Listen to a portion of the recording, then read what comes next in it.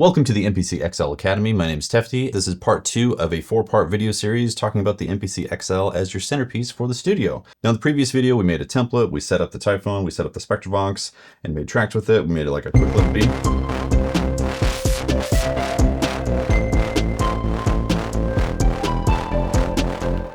Let's continue. Let's build off this type of stuff. So with the XL, there's some very powerful tools for step sequencer, especially with the Q links. There's 16 Q links, so you can actually use these Q links for using the step sequencer. So first off, I'm going to mute the Typhon and the Spectravox.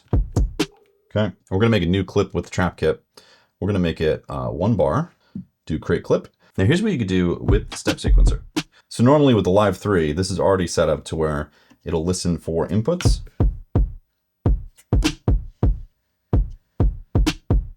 You could do it that way, pretty straightforward. I'm going to show you a slightly different way, which is actually pretty awesome for going about this. So if you hold Q links button on the XL, there is a new option under Q links called step sequencer. So you tap step sequencer, and what this does is allows whatever you have selected for the drum pads, you can now turn a Q link associated with the step to give it velocity and on and off and all that stuff. So for instance, if I take the first Q link and I turn it up, I just put it up to 88% velocity and it made the step right there.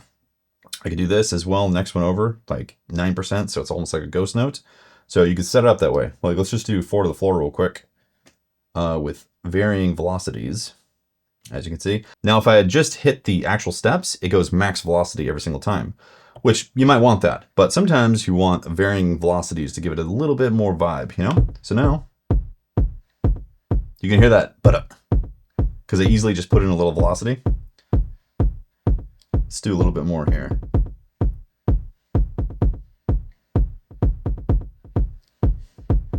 Let's go to the snare now. Use this one. So we'll go 70-ish. Same thing with this. So very strong 2 and 4. Then do this guy.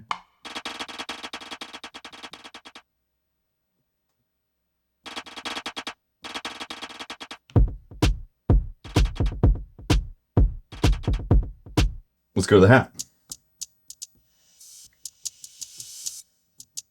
So this guy. Just some off hats like that. Maybe give a little ghosties. Like so.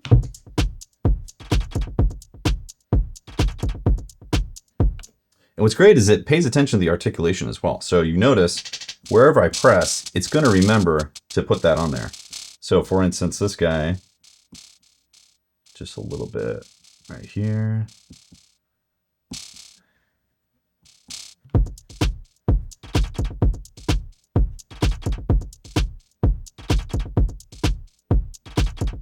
So as you can see, in step sequencer mode with the Q links page, this makes it very powerful to put velocity-specific steps into the sequence very fast. And if you're wondering how would you get to a second page, you can use this previous next right here to go bar 2, bar 3, bar 4, etc., etc. Obviously, I only have 1 bar loaded up with this clip, but if I did have a second bar, that's how I'd get to these other pages with here. Now, if you're wondering how would you actually adjust individual notes and all that, you could do that by holding set and then step edit. So under this, you can actually go to individual steps. So step 5 for this snare right here.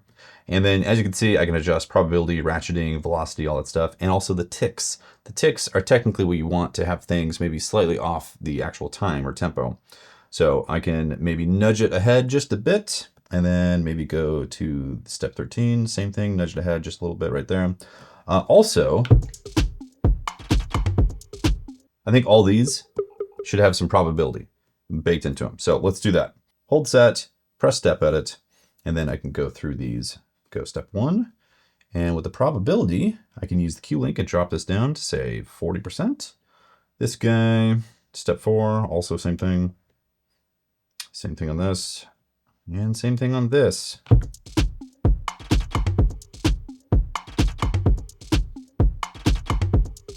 So this thing, we're going to adjust that. So step edit, this step right here, probability, drop that down. Same thing with this, and same thing with this. Also, I'm going to nudge this as well.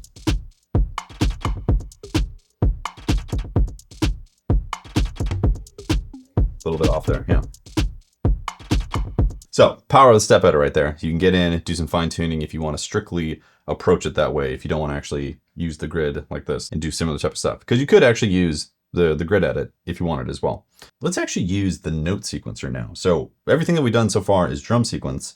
And the difference between drum sequence and note sequence is drum sequence stays per pad. So if you're only on kick, it's only going to show you the kicks for that. If you go to the note sequence, hold set, press note sequence, it actually shows you all of the notes that are in the grid that's happening. So it's actually a bit better for something that's melodic. So for this particular instance, I'm going to go to the Spectravox. We're going to unmute the Spectravox. So I made a new clip on the Spectravox. I made it 2 bars in length. I've also switched the time correction to 1/8 notes. Now what that does is change the actual length of the step sequencer notes to 1/8 notes instead of 16ths that I had them on there before. So now what I could do in the note sequence mode is I can actually start playing notes and it will listen to what it is and start adding it in sequence of 1/8 notes. Now, if you're wondering how you actually start this process, you basically just select one of these steps while in note sequence mode and it actually highlights a little white marker for where that note is listening. So if I go back to the very beginning, it's now listening. Now, whatever I play on here, like so, will actually start being added in there.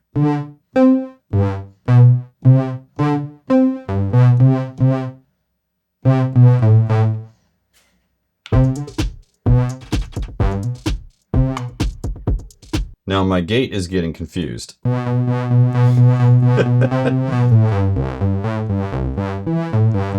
So in order to fix this, we're going to go into the grid here and we're going to hold shift. We're going to select all and we're going to edit the end. We're going to turn on don't snap.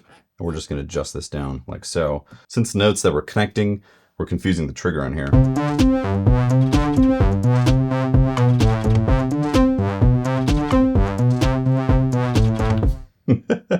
There you go. That works, right? Real quick, I'm just going to make something different here.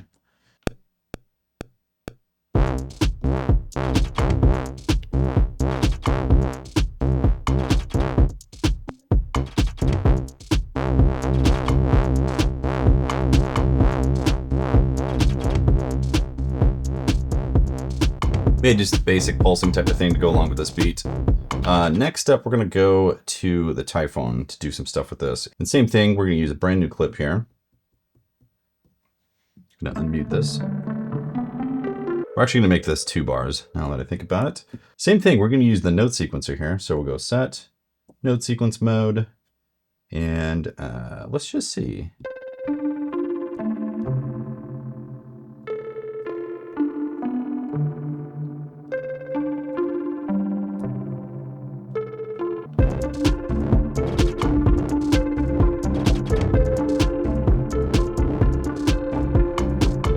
So another thing that we could do is add automation into these tracks. In order to do that, we go set and then automation. And then each one of these steps, we can actually add automation information. So automation, step 1, we are going to change this. We're going to go add new. We're going to go MIDI. We're going to go CC. And look at that. It actually remembers the names for the CC. So we got wave shape, cutoff, and resonance and all that. So let's go cutoff on here, add automation. And then you can actually adjust a value. So maybe let's try 55.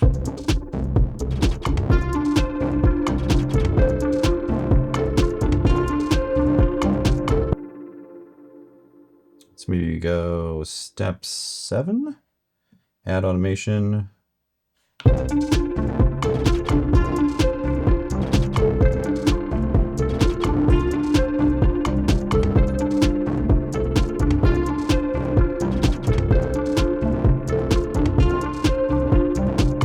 There's actually another way that you could do this that is outside of the step sequencing stuff that personally I think is really fun. If you go into Q-Links, go into Q-Link edit, and then go to envelope follower mode. So you have 16 envelope followers in case you are unaware in the new MPC 3.5 and up update. If I go envelope follower 1 and I turn this into an LFO, just for an example, so we'll say free running like so, and maybe we'll turn the frequency down like that. Then we hit the learn button, and then I go back into the Typhon here, go track edit, and let's say the wave shape. So we're gonna go like that. Hit play. Now if we go back to track edit, you'll see wave shape is now moving. Pretty cool, in my opinion. And that concludes part 2 of this MPC XL Academy series. Stay tuned for part 3, where we'll connect the XL into Ableton Live and trigger sound sources in Ableton and send it back into the standalone MPC XL hardware.